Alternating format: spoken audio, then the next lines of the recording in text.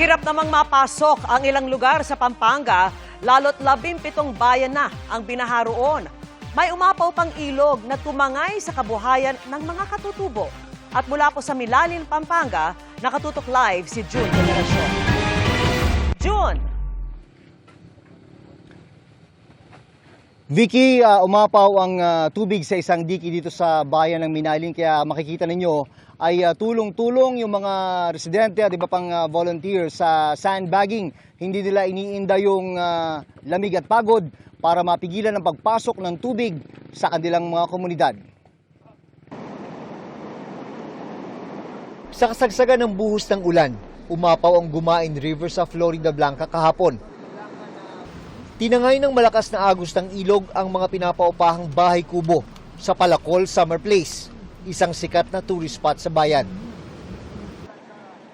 Sabi ng munisipyo, mahigit 300 bahay kubo ang nawasak, na tangi pa namang pinagkakakitaan ng mga katutubo. Yan lang po yung pang-araw-araw na sana naming pambili namin ng pagkain, pambili ng ulam, pambaon-baon ng mga bata. Masakit po, siyempre po. Yun lang pong hanap buhay namin pag weekend. Ngayon po, wala na po kaming talagang ng panakitan. Paghanap buhay, wala po. Pero para kay Isabel, hindi ito ang panahon para panghinaan ng loob dahil may mga anak na umaasa sa kanila. Babangon, kailangan bumangon, maghanap buhay kahit anong extra po dyan. May nagpapa-extra naman po, mag-ani ng gulay, ng mga tanim po. Yan, sisimula po kami. Laban lang po.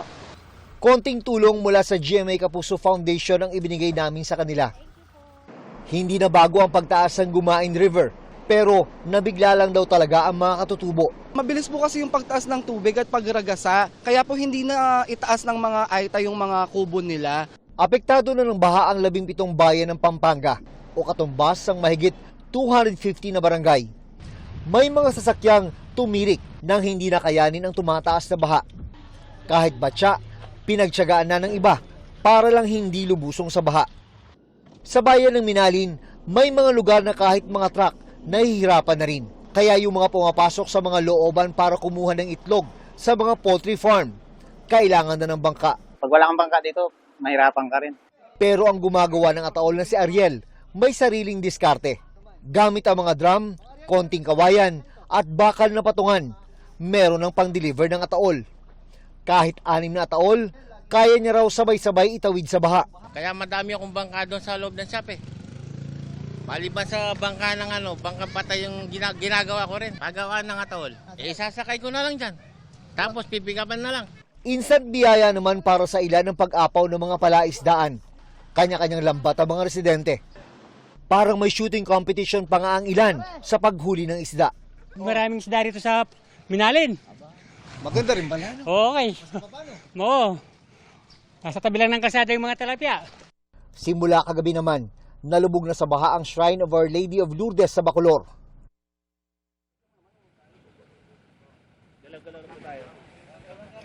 Vicky, sabi naman ni Pampanga Vice Governor Dennis Pineda ay inirekomenda na yung pagdedeklara ng state of calamity sa buong probinsya sa harap naman ng mga pagbaha rito. Ay pinapaimbestigahan ni Vice Governor Pineda sa NBI ang mga may-ari umano ng mga illegal fish pan na nakaharang sa isang river channel dito sa bayan ng Minalin. Isa ito sa mga itinuturo niyang dahilan, Vicky, kung bakit mabagal yung paglabas ng tubig papuntang Manila Bay. Balik sa Vicky. Maraming salamat at ingat kayo ha, June Veneracion.